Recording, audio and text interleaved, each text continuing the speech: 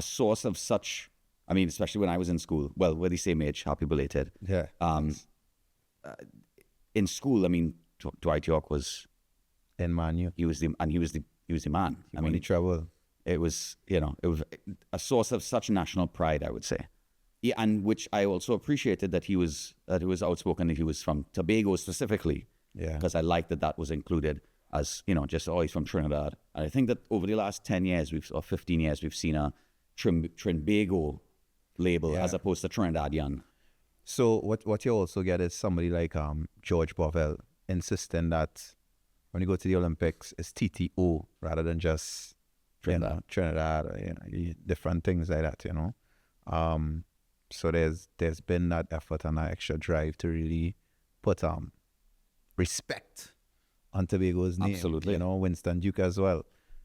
Oh, absolutely. I mean, he's that's what I like a lot about what our talent has done, is that everybody kind of makes sure and says, oh, well, but I'm Trinidadian, or I'm Tobagonian, I'm Trinbagonian. Yeah. Wherever they're from. People are very proud to be from Trinidad. Yeah. And Tobago. And Tobago. You see? I just did it again. But people No, I say that because I have strong Tobago roots. So my grandmother would have served in the THA. My father would have served in the THA. My cousin would have served in the THA. And my mother is from Trinidad, grew up part of her life in Woodbrook, grew up the majority of her life actually in Diego Martin. So I have that balance where my mother's Trinidadian and my father's Tobagonian. So any exclusion of one or the other is sort of strange to me, because that's what I am. It's Trinidad and Tobago. I am Trinidad and Tobago. So I'm Trinbagonian. I cannot say in truth and in fact I am Trinidadian. I cannot say explicitly that I am Tobagonian. So I'm Trinbagonian. That is my identity. There's no other identity for me other than that. And that's the truth.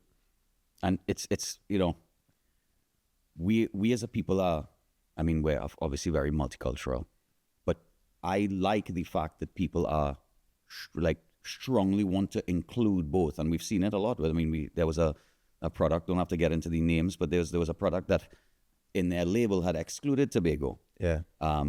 And you saw people say, well, look, that's unacceptable. Mm-hmm. And I've always obviously respected that position. I think that Tobago is just as important as Trinidad, in every way. Obviously economically, there's a lot of economic activity goes on in Trinidad. There's a lot of the leisurely activity that goes on in Tobago. But I think that we complement each other as two islands. Definitely. But yeah, I mean, I want to also talk about, I mean, you just mentioned family serving in the THA. Obviously, I didn't know that, but that means that you were always in some way connected to this public service life. I was, but I didn't notice it. Just on the day of my 40th birthday, some of my constituents threw me a surprise party, and my father spoke at the function, and I noticed, and my cousin also spoke, and I noticed, Hans, you're a third-generation politician, and the second of a third-generation politician. And it's not that I saw this as the road that I was going to go down 10 years ago. I didn't see it as a road. Like, I would be very honest. 10 years ago, this was no way on my radar where I am now and what the situation is now. Even 5 years ago, I would say I was in a situation where I saw it could be a possibility in 10 years. It happened in 5. What I did was I crafted my image, being, goals, destination, mindset on it being a possibility in 10 years. It being a possibility, not it being that. It was in my head that you should be prepared and able to accept that role if it is suitable, if it comes your way, if you decide in 10 years. It just so happened that someone reached out to me within 5 years of my plan, and I said, well, yeah, by all means, I would love to serve my country. And I thought it was the right time to make the step forward based on the person coming to me and the constituent speaking out. And here I am today, a member of Parliament for Diego Martin West. Yeah, and I'm going to take it back a sec. We go back a little while. I've known you for many, many years. Sure. Since I think I was on Synergy. Yeah. But I actually don't know. I can't say, I remember you starting as a DJ or starting in radio. When did that start? I just always know you as that. And then obviously now in public service. Yeah. So this started as early as 13 years old. I said I wanted to be on radio. Like I wanted to be on radio at 13. That was my goal. I did a broadcasting course by Percy Parker Williams, and that was at 13, 14. And growing up, you have goals and you have dreams. A lot of times you don't think your dreams will come true. So for example, Stephen, you're a great example. If you said, yeah, I want to be an actor, people in your family might be like, yeah. Oh, they said it. They said it. Yeah, but no. So yeah, my father is a forensic pathologist. My mother's a teacher. When you go to them and you think about radio and DJing, my mother, she was supportive of it, in her opinion, it's be whatever you want to be in this life. My father was like, come on, really? Because again, perception of what a radio announcer or TV host has to be, a lot of the times is minimal. And then even the fact that you could be successful or get to a point of even being on TV or being on radio, the chances are slim in a lot of people's opinions. So at 16 years old, I was part of a group called Millicent Crew, and we got a chance to guest appear on Party Flavor Talent Face Off. Party Flavor at the point in time.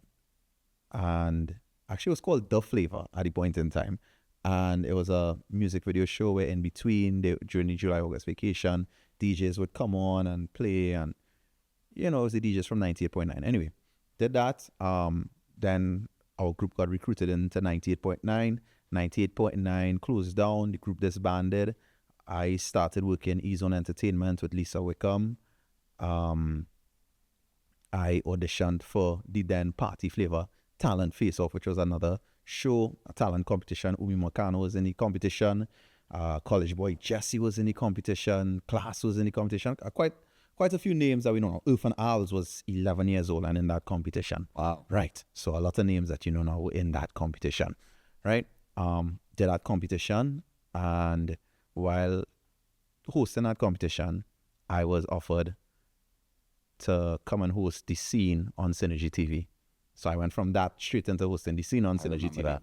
I was working E-Zone Entertainment with Lisa Wickham. So Sean Winchester's video for Dead or Alive, that was a project I worked on with Lisa Wickham, as well as many other projects. But that one was the most significant because the amount of work that was required to do that video.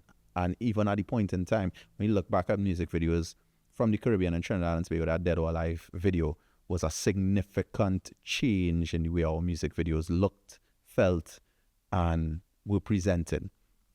So, working Synergy TV, studying ACCA behind the scenes, and, working with E-Zone. So, all three things at once. And eventually, one day, Peter Lewis came to me and he said, Hans, would you consider coming to produce Synergy TV Soca Star? And that's not something you say no to. So, and I was working on radio at the point in time on 94.1 FM. So, just weekends. So, move across to Synergy fully, producing Synergy Soca Star. Eventually, produce Synergy Supermodel. Take into consideration all this time, I'm on radio on 94.1. I am hosting the scene and producing it. And I'm also DJing in parties in between. So all these things happening at once, all together. From there, at some point in time, left Synergy, left 94.1 FM, got recruited by then CNMG to host stuff for them. CNMG, that contract came to an end, got recruited to host Digital Rising Star. hosted Digital Rising Star. All this time, still playing in parties in between, doing other hosting and freelancing stuff. Went back to 94.1 FM. Started doing this show on TV6 called Promenade Countdown, which again, my original production, produced a poetry show called Second Stage while that was happening. All these things. So in between all this, I producing, hosting, parties. Like, it's just this completely busy lifestyle. And then obviously in between that, studying, because I finished ACCA somewhere in between all of that, right? I ended up finishing ACCA. So I'm on 94.1 FM. I'm hosting events at this point in time, playing in parties. That was like 2018, 2019, 2020, pandemic hits, and everything kind of turns over. I decided to do my MBA during the pandemic. Wow. Yes. It was one of the, I was so glad I made that decision. I am so glad that I made that decision up to this day. So do my MBA during the pandemic. One or two little hosting jobs come up. I serve on the Community Recovery Committee, and then the pandemic ends. Well, during the pandemic, I went to the States for a little while, and I was remote working on radio. That's something because of the equipment we have nowadays. Sometimes you could be on radio remote working, and people have no idea that you're remote working. That, and actually that is what my dissertation was on remote work in the broadcast industry. So that's what I did my dissertation on. Yeah. You were living it and studying it. And studying it and writing about it, everything. Obviously other modules in your MBA, naturally, from marketing to project management, all the other things that you do in an MBA. Anyway, complete my master's. I'm back here in Trinidad, end up on the board for iGovTT, serve on that board, serve on IDB Next Gen board. I'm hosting events. Eventually, I leave radio. A little while after I got my MBA, the actual certificate, I left radio. I was just hosting events, serving on the board of directors, and just, doing my best somewhere and playing in parties, particular events. All right, certain events I was actually playing in, very selective. And at some point in time in between there, I was like, I started feeling like there was more. There was more to this world, and there was more for me to do. And when the opportunity / offer / obligation was given to me to put myself forward to represent Diego Martin West, I said yes. I answered the call resoundingly with yes, and it meant pulling back in terms of things that I was doing that was earning decent money for me, and giving my all to this particular role. And then that brings us now to today, actually being an opposition member of parliament, as well as the representative for Diego Martin West, firstly, then followed by being an opposition member of parliament. And it is in this role that I see so much significance, because you see so many people that can benefit from small decisions, advocacy, and efforts that you make, or situations that some may consider small. We've done two things in terms of our office that have stood out to people. One, on Thursdays, it's our office day, and I start from 6 o'clock in the morning. Reason being, people will be able to see their member of parliament before they go to work. Just a small thing that will allow. Well, see, I can speak from, I guess, experience or whatever. It's just seeing your constituency, your member of parliament, your MP. I think that goes a very, very long way. Yeah. And actually, I just wonder, I don't mean to cut you, but I think that's one thing that I did notice of you. You were campaigning, from what it appeared to me, the most out of most of the people that I was seeing on both sides of the line. And what I've appreciated and, of course, respected is that it almost hasn't stopped. Yeah. I'm still seeing you out there. Yeah, and Which it's because I think people are tired of just seeing the MPs around the election. correct. So it is nice to see you there as well. Correct. I just wanted to put that out there one time. Correct. And on Sundays, I have dedicated at least 1 hour to being in the constituency. So yesterday, I actually was at Meritone's Panyard in Diego Martin, corner Bagatelle there. And the week before that, I was doing my thank you rally where I was all over the constituency. Then before that, I was in Lance Mita on a Sunday having a conversation with some residents there. I do want to continue with that accessible MP role. I really do, because I think, let me take it back a little bit.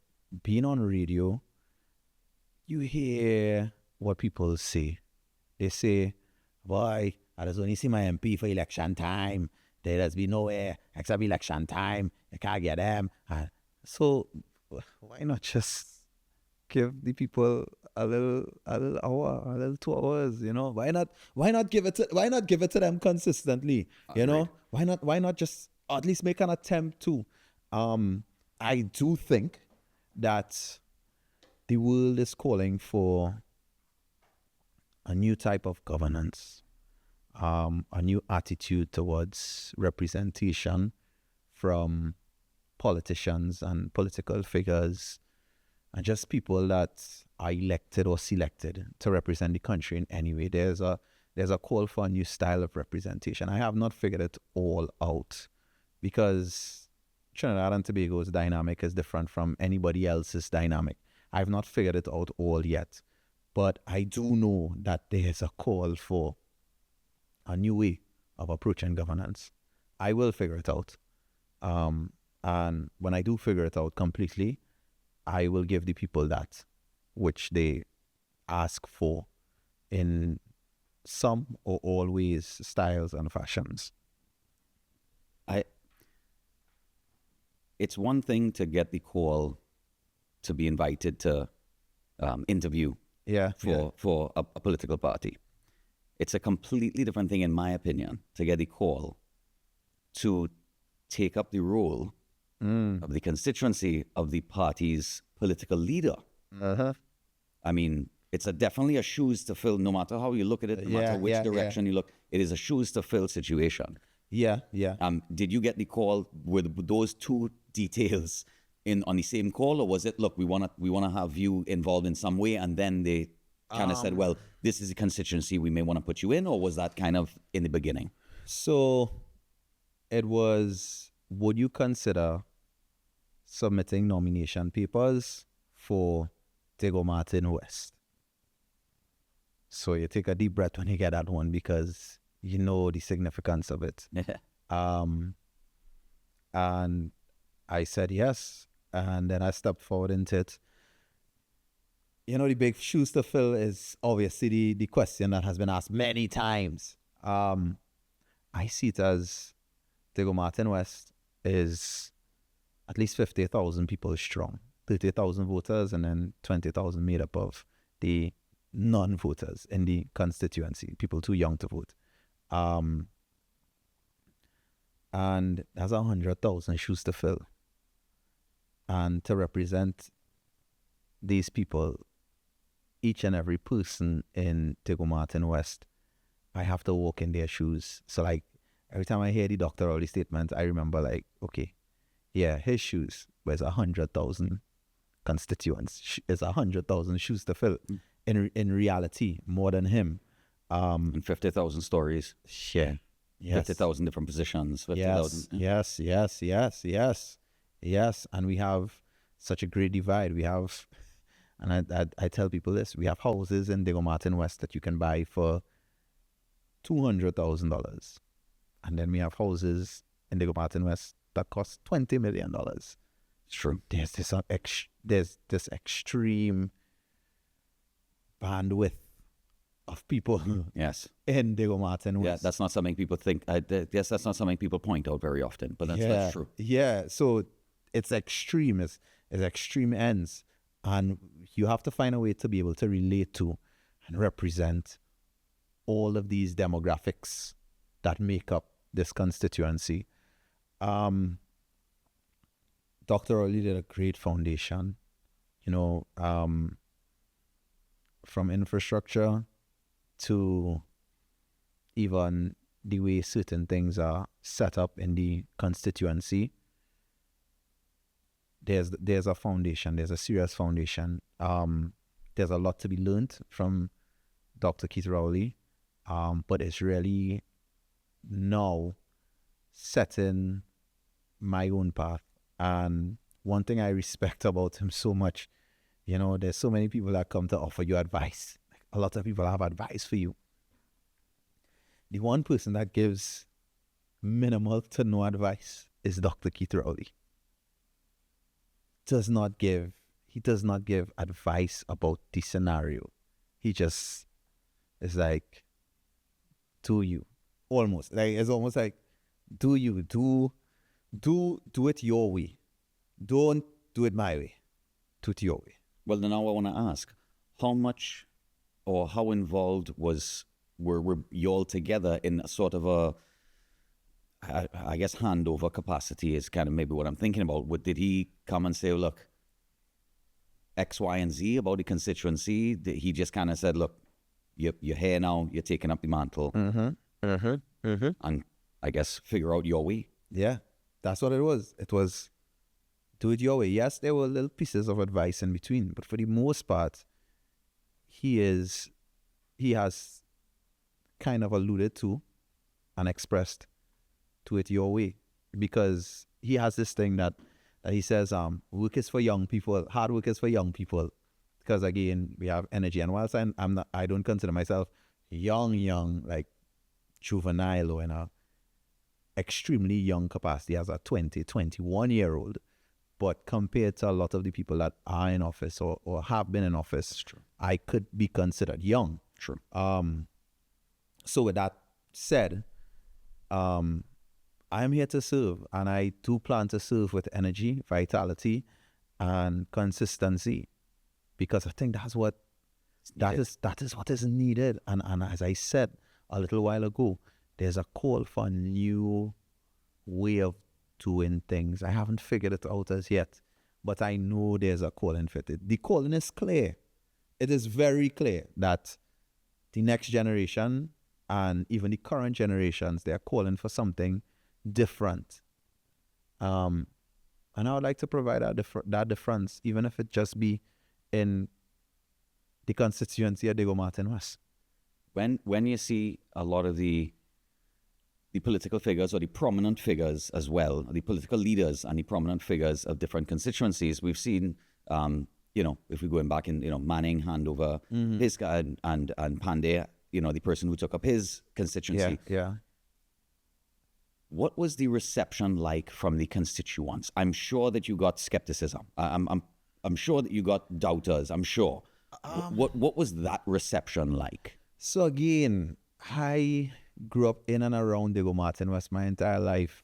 So there was a level of excitement, if I'm being honest. There was more excitement than skepticism that, hey, now we have a new, young person potentially going to be our MP, because again, it was June elections. So I'd say potentially going to be MP. And people were excited about that. Do you think your inexperience kind of created anything? Do you think that people that they didn't necessarily look at the inexperience in specifically in politics? So or how did you deal with right. that? Right. So two things.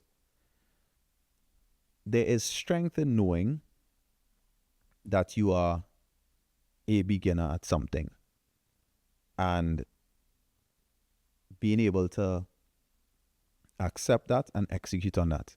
No one is going to be an expert on being a member of parliament until you are a member of parliament. That is the fact. You are not going to be an expert on being a member of parliament unless you are a member of parliament. You may be a new member of parliament and you may be great at it, but you cannot do it unless you do it. That's the fact. So you could train all you want in terms of football until you play a match. you don't have it. You do not have it. You do not really know what it's like to play a match, right? But basically, everybody starts somewhere, has to start somewhere. And some way. Because the only alternative is to literally not start. Exactly. And you get nowhere. Exactly. So the start is starting. So that's the first thing that we have to note, right? There was this excitement about having this new young person that would be more available to the constituency. Because let's face it, being Prime Minister of Trinidad and Tobago is one of the most difficult jobs on earth, right? And the fact that there were so many gas deals that needed to be negotiated, there were so many international relations situations that he needed to deal with. Dr. Keith Rowley was not able to be in the constituency as much as he would have liked, because he would have loved to be there for the people of Diego Martin West. However, he had to serve the entire country and sometimes the entire Caribbean in his actions and even in his thoughts. So now that you have an MP who could actually, a potential MP who could actually be there, there was excitement about that. Yeah, because they have, I mean, I've heard a couple of conversations, not many, but I've definitely heard a couple of conversations where the Prime Minister, I don't want to use the word shouldn't, but maybe necessarily may not be the best to also be an MP for a constituency because of that time that's needed on both sides. Yeah. And of course, the Prime Minister position is going to be an incredibly time-demanding, emotionally and physically demanding position. But I've heard that conversation a lot. I mean, it's not something that I think, that may necessarily garner a lot of time, but... So a lot of things would need to change constitutionally for that to happen. Of course. So I don't agree or disagree with the position, but I see it as a position, as another position, that maybe if I had to listen to for and against arguments, then... Yeah, maybe you could kind of, equate it out. Maybe I could listen to both sides and then say, all right, well, okay, you all win this debate. But then there may very well be a scenario where these people just debate the for better than the against. Yeah. And vice versa. And constitutionally, it may be difficult to constitutional reform is something that people talk about, but but also in terms of that, you want the Prime Minister of your country to be someone that is voted for by the people of their constituency. I would prefer that. Yeah. I would prefer that. Someone who is bound to one of the constituencies of this country. My personal opinion. But I'm still not fully opposed to what the opinion you put forward is. What is being part of a political campaign like in Trinidad? This is your first of what I'm assuming is going to be a few. What is that like? Your face is plastered all over the place, which is not something that you necessarily you are new to. But correct. People are looking up to you. It's a situation where you are now put forth, and people are now looking to you for answers, guidance, leadership for their particular constituency and beyond. I mean, your position as an opposition member is an incredibly important one. Yeah. I mean, opposition politics, dare I say, is almost as important as the governing party. It is. Opposition is not obstruction, as said by our current opposition leader, the Honorable Penelope Beckles-Robinson. Opposition is not obstruction. I repeat it. But the views against things need to be represented on a national level. Well, I agree with that. So that's one of the reasons why opposition is important. And opposition is also important in terms of holding the government to account for their actions, suggestions, and decisions, even before the decisions become actions. So, yes, crucial role. In terms of an election campaign now, An election campaign can be very intense because you are on 24/7. You are constantly campaigning in one way or the other. There are commitments that you have to make. You have to really be able to control your emotions and energy, because there are people that will have negative feedback for you, and you have to take that negative feedback with the maximum amount of respect, even when it comes disrespectfully.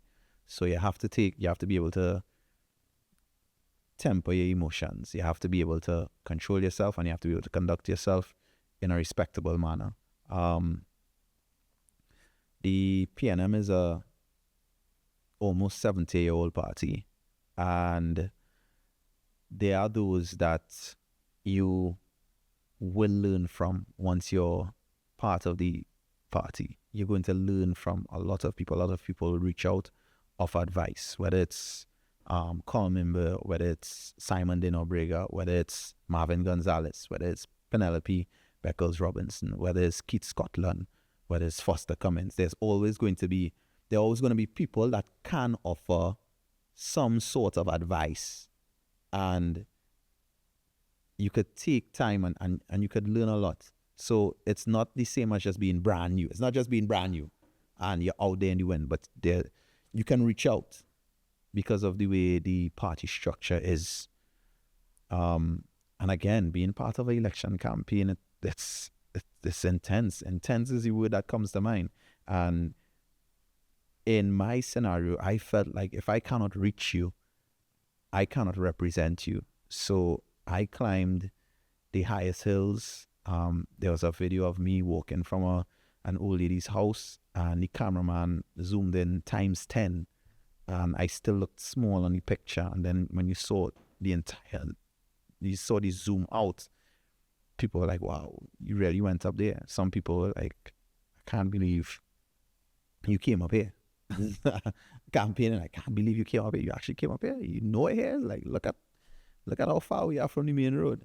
And that's another challenge that we have in our constituency. And if we're being honest, throughout Trinidad and Tobago, we have planned and unplanned developments. Unplanned developments lead to scenarios where people build where they can build, and there aren't roads going up to them. Sometimes there aren't water and electricity going up to them, and even when those things have been put in place, you end up with it not being put in place in the best possible way because it's unplanned development. Right. And what comes with that is what it is. So I guess because I just want to touch on something that you spoke about. When you did get the call and to submit your nomination for Diego Martin West, did some of the kind of the existing party members call you, hit your WhatsApp? So you all went for lunch? You all had a big lunch? I mean, how does that work? Does the rookie have to pay the bill? Like, how does it? No. It's not a rookie has to pay the bill scenario. You ask questions because in my scenario, I met a lot of these ministers before, whether it be from hosting events, whether it be through social circles. One or two of them I actually go to the same gym as, so I met them before. So it was just a matter of reaching out, just on my own, on their side. When they saw me, just offer quick words of advice. I go to an event, they say, listen, just do this, just keep your head straight, stay focused. Don't get caught up in anything else. Just stay focused. Do it your way. Like that was a constant piece of advice. Be you. As much as everything is happening and there's a certain perception and way of doing things, do it your way. Be you. Be genuinely you. I guess I want to ask, about the job going forward for you as an MP in the constituency as a significant constituency that was the former political leader's constituency? Yeah. So, and like there are power jobs and service jobs, this is a service job. How do I define that, acknowledge and justify that in my head, right? So when you're MC/DJ on stage, that's a power job. You tell people put their hands up, they put their hands up. When you're hosting a formal event, I see that as a service job, because the job is not about you. The job is about making everybody else look good. People think that, there's some hosts out there as well that make the hosting job about them. The hosting job is not about you. The host is basically a facilitator of making things happen or guiding the process the way that the client wants the event to go. So that's a service job. This as well is a service job. It's not a power job. So even from the perspective of people saying, we are in power, when we were in power, maybe it should be when we were in service, because it's service. At the end of it, it's service to people. At the start, end, and middle of it, it's service to people, service to the constituents, service to country. Some people say service to people is service to God. I could agree with that perspective 100%. But it is a service job. It is not a job of power. It is not a role of power. It is a role of service. Much like the police, protect and serve. We have service jobs and situations. And when we lose sight of serving, then we lose sight of our own purpose. Yeah, I like what you said there, where maybe we should changing the language. Yes. It will kind of force people to look at the job a little differently. Both the people in the position as well as the people voting people in. Let me just cut you again. Tell me. Right? What is the language of HDC houses? The language is, I get a HDC house. You didn't get a HDC house. You got the opportunity to purchase a house from the Housing Development Corporation of Trinidad and Tobago. Those are some of the things that language needs to change around us. Even the way people refer to units of CPEP or URP, they use that G word, which I will not use. You know what I mean? So we have to change a few of the language things, or we have to change some of the language around some of the things around us. And I think that it'll change people's perspective of those particular things. Just how we speak about something. Think about it. It's how we speak about things. Not only does it become a reality, not only does it feed the universe with positive or negative. I mean, we need to also look at, these are, as you mentioned earlier, these are human beings doing a job of service. And, some people are going to do it, I guess, better than others or more efficiently than others. But at the end of the day, I think that the language around it could help. I guess going forward for the party, I mean, there's I believe, Penelope Beckles-Robinson she's the political leader, the current political currently leader? She is the opposition leader, and she has put her nomination papers to be the political leader of the PNM. Do you think that's going to be a smooth road for her? I mean, I don't know if it's ever a smooth road for anybody. Yeah, exactly. But is that, from that perspective, no, I don't think it's going to be a smooth road for anybody. Because with certain jobs, roles, functions come natural challenges. But do I think she has the ability to completely maneuver it, work through it, and thrive through it to eventually be our next prime minister? Yes, I do. And I don't think the roles are easy roles for anyone. But do I think there's capability? I do. So I look forward to, supporting my political leader. You think the support is there for her? Yeah, I do. It looks that way, but I mean, the public, we kind of get the the polished over version of kind of what's going on in a particular party. But I mean, do you think that it will be? She seems well received currently, and you said that there's internal elections coming up. Yeah, there's. Excellent. I mean, that is the beauty of democracy. All forms of democracy, when executed, are beautiful. When executed in a respectable manner, all forms of democracy can be so beautiful. And that's one of the things that I've seen people voting and people that win and lose respecting the decision of those who voted for or chose not to vote for them. I guess in closing kind of questions, a lot of us saw just before the election was called, a lot of us saw Dr. Rowley retire, leave his seat, or announce that he was going to be retiring. And I think that he had mentioned it many years prior that this would be his last term.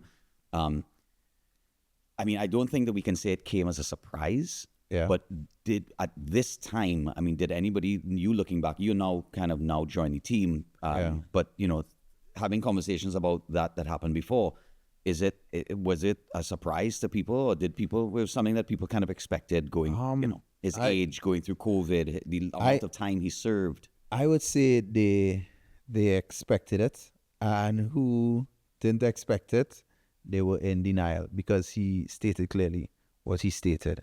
Right.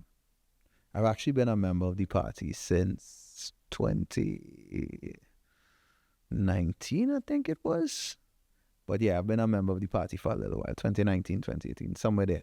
Way before you got the call. Yeah, of course. Right. Yeah. So I've been a member of the party for a little while. And, being in the party and being part of the legislative or general council in some way, it's different. It's a different understanding when you really see the internal workings and understand the way things happen and things get done, and the importance of certain things, and the importance of understanding the party's constitution. People just look at it face value, but PNM has a very structured way of doing things, very structured way of doing most things, if not all things. It's very structured, even in terms of how a candidate is selected. It's not just wake up in the morning and someone could just be a candidate. It's a rigorous process, So again, I thank the party's executive for giving me this opportunity.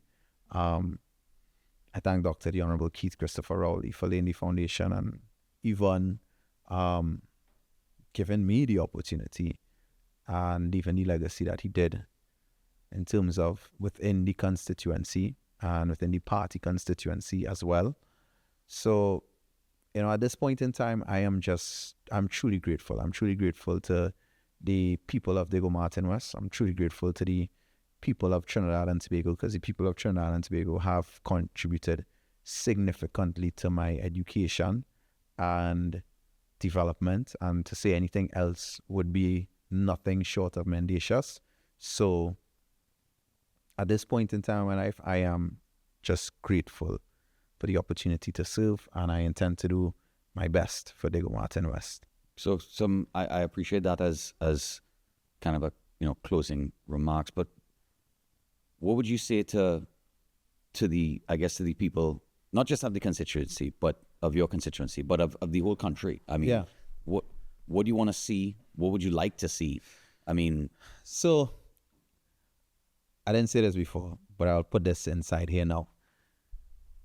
When you are, people kind of threw this out that, he's a DJ, the DJ boy going up for Diego Martin West. Discounting all of my other qualifications, from ACCA to having an MBA to serving on many different boards to my professional career. They discounted everything. And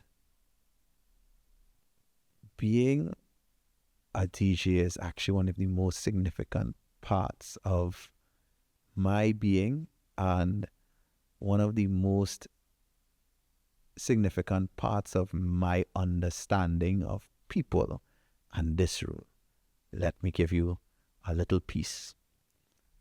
As a DJ, I played in West Moorings, played in Arima, played in Toco, we played in San Fernando, La Romaine. We played all over the country. I DJed all over the country. And I'm not even a DJ, I'm a mic man, MC. So just even that, the fact that people don't even understand the difference is kind of funny as well, right? But when you go to these different events, at the core of it, you notice that whether you are what people would consider white, black, or African, Indian, Chinese, in Trinidad and Tobago, we like the same things. We are, at the core of us, we are the same. Well, I agree with that. At the core of us, we are the same. And that is something, and I had this thought way back then, about 10 years ago, 15 years ago maybe, where I said, you know, sometimes I wish more people could see Trinidad and Tobago through my eyes and understand that we are essentially the same. So whether it is a party in Goodwood Park or in Beetham Gardens, whether it's Goodwood Garden, I'll use Gardens, whether it's Victoria Gardens or Beetham Gardens, a lot of the music is the same. A lot of the behavior is the same. It's just based on age demographics. But it's the same. It is the same. It is the same. We all love and enjoy a lot of the same things. But we hold on so much to our differences that we let our differences separate us. Let us come together. And probably my last question, and this may be taboo to ask, but are there any particular ministries? I mean, right now you're in opposition, which is its own unique role, but an important role, very significant, almost as significant as the government itself, or as important as the government because of the keeping things in check and account and whatnot. Is there any particular role or any particular ministry that you could see yourself or you would want to see yourself in? Right. So opposition is not obstruction. The purpose of the opposition is to hold the government to account in terms of their actions, decisions, statements, and even their way of being in society and their behavior. So opposition obviously is important, but I do stand on the words of our opposition leader, the Honorable Penelope Beckles Robinson, that opposition is not obstruction. For me, yes, my talents, my qualifications, MBA, ACCA, serving on different boards, even serving in the sporting arena in different ways, would allow me the ability to possibly contribute in many different areas. But throughout my life, I've been called to contribute in different areas, and I've been able to do it. And at first, sometimes not even knowing that I was able to do it. It's only when you're in the job and you're in the seat and you're actually doing it, you notice, oh, I didn't think I could, but I could actually do this. But a lot of the times it's someone seeing something in you, a possibility in you, a level of talent, a level of execution, a level of competence and capability within you that allows them to recommend you to be something or do something. And wherever my prime minister, when that time comes, calls me to serve, if I'm called to serve in that capacity, I will. And that's where I stand on it, you know. If or when I'm called, I will serve where I'm asked to serve.